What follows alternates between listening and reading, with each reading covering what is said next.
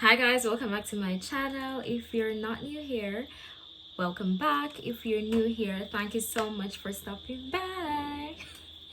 Anyways, today's video will be about work and travel, all the questions that you need to know about work and travel. And before I even start this video, I'm not a professional and I'm answering these questions based off my experience. So I post a poll on my Instagram as well as my WhatsApp for persons to ask me questions about work and travel, everything they need to know, and I'll answer in the best possible way. So let's jump right into the video.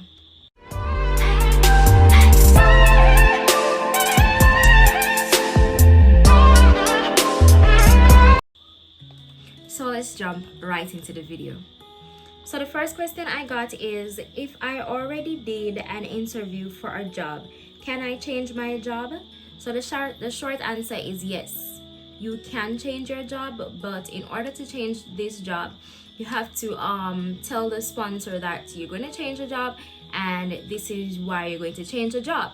However, if you're going to change the job, I think you should really think about it, because if you change your job, you might not be able to get another job. You might not be able to get an interview to get another job. So if this is a job that you already did and it was successful, interview was successful, I would recommend sticking to the job, as if you try to get another one, it might work, but I think it's a 70-30 chance. The second question is, was watching your YouTube channel and I wanted to know, when did you go up and did you make back the money you spent? Thank you so much for watching my channel. And I went up, I think in July. I think if it's not July, it's late June. Don't mind my background, I have crickets. I'm a country girl, so don't mind my background. Anyways, I think I went up, if it's not late June, it's early July. And did I make back the money that I spent? Yes, I did. I made back the money that I spent, because what I had to do was borrow the money to pay the program fee, as not everybody is able to find the money in hand, so borrowing is also an option. So I borrowed the money, and then when I got my paycheck, I tried to pay back the money. I tried not to pay back everything at once, because I needed to pay bills, I needed to buy food and whatnot. So I paid back the loan from each paycheck. So yes, I did make back the money that I spent. The third question is, how long did it take you to get the DS form? So the DS form is it comes from the sponsors. I think it has all your information on it, where you're going, why you're going, the period that you'll be staying, where you'll be staying, everything is on the DS form. It's like what do you call it? It would serve the same purpose as a TRN. Here we have a TRN. Here in Jamaica we have a TRN, but the DS form would probably serve the same purpose as a TRN, if I'm not wrong. If I am wrong though, I'll correct myself. So how long did it take me to get it? So I think I did the interview, say, last week, and after that I got the DS form probably 2 to 3 weeks after that. It kind of took a long while, but that's because I signed up late, so probably that's why it took me so long to get my DS form. But if you're a person that signs up early, it would be easier for you to get your DS form, and it's based on the agency and the sponsor that you're working with. Number 4 or number 5, I don't know. Is there an age limit, and what are the types of work that are available? So the first question is there an age limit? Yes, there is an age limit for the J1 student work and travel program.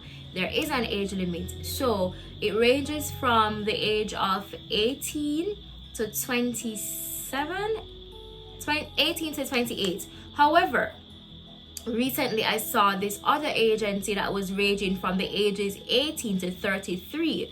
So this must be a recent update, because in my time it was 18 to 28. And what are the types of jobs that are available? So I'm not exactly sure of the type of jobs that are available. However, your agency will tell you when you get the brochure that you're supposed to get to see like what is there, how much it pays and everything. You'll see the type of jobs that are available. But when I was going, the jobs that were available is lifeguard, and lifeguard fee was the cheapest because I really needed lifeguard all over the place. So we had lifeguards, we had house cleaning, we had kitchen helpers, we had theme park workers, and that's what I did. I worked in the theme park, and yeah, I don't remember anything else, but that's what was there when I was there. I don't remember the rest of them. So the other question is, hey, do you think it's too late to apply for the J1 visa?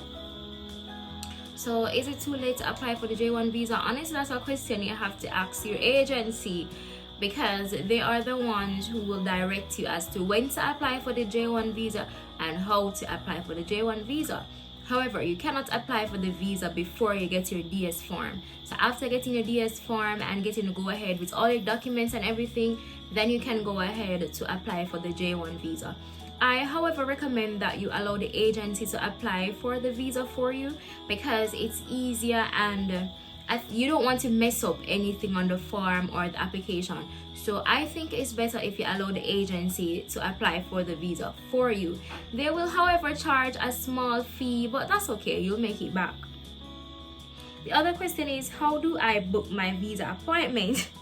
Everything is about visa here. Anyways, so to book your visa appointment, your agency will give you a link to the site. I think you can go and search on it and search on Google for the site as well. But my agency gave me a link to the site, and from the link I was able to go onto the visa page. So my agency also signed up, so I had a profile, and using my profile information I was able to enter my information, make payments of the visa, and then move on to the next step.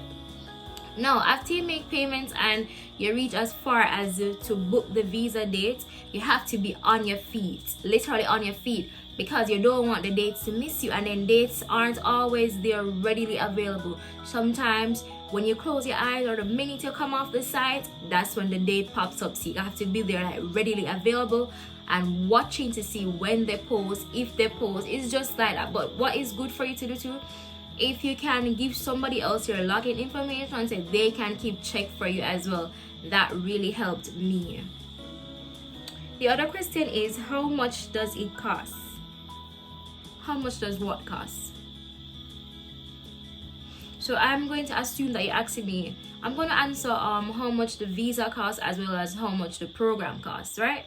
So the first thing, the visa cost me I think it was 24,500.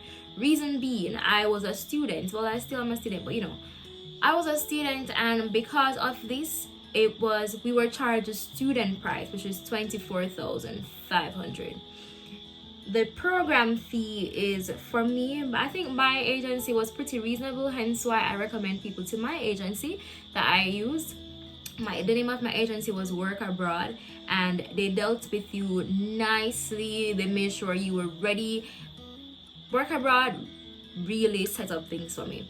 So my program fee was 1,250.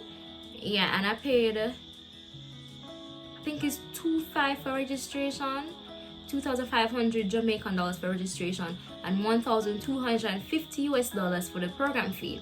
You, however, have to pay for your own visa and your own plane fare, so that is out.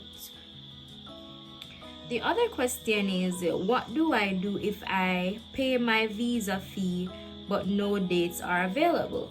So as I mentioned before, if to get the visa date, you have to be on your foot currently, like checking the site right around the clock. You need to be checking the site, or if you can't check, as I recommended before, allow somebody else to use your login information, and they will help you to check for when the dates are available. The dates will come up, but sometimes the embassy does this thing where like 2 weeks they don't post any dates at all, which leaves people worrying out of their minds. They don't post any dates, but the dates will come up.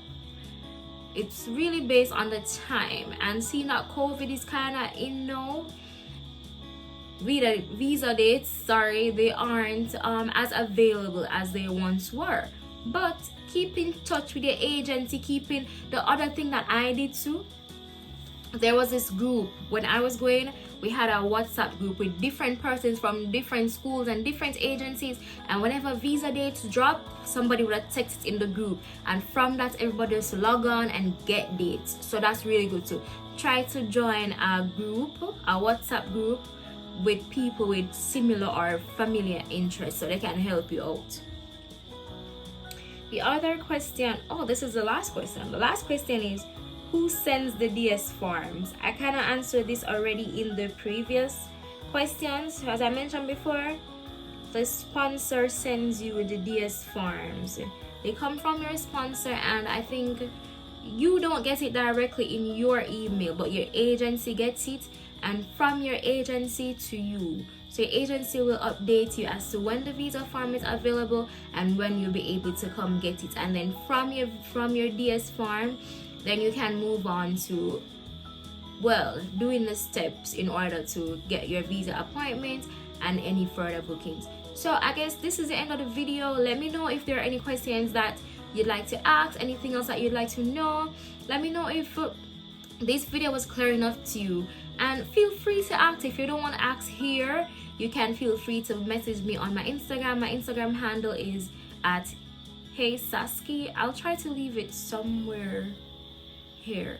Hey Saski on Instagram. On TikTok it's Saski Becky. I need to change that soon, but it's Saski Becky. So feel free to ask any questions that you'd like to ask. Don't forget to like, subscribe. If you feel that this video is worth liking, don't forget to like, subscribe, and share, because I know other people really would want the opportunity to. So thank you so much for watching again. Enjoy the rest of your day. Bye.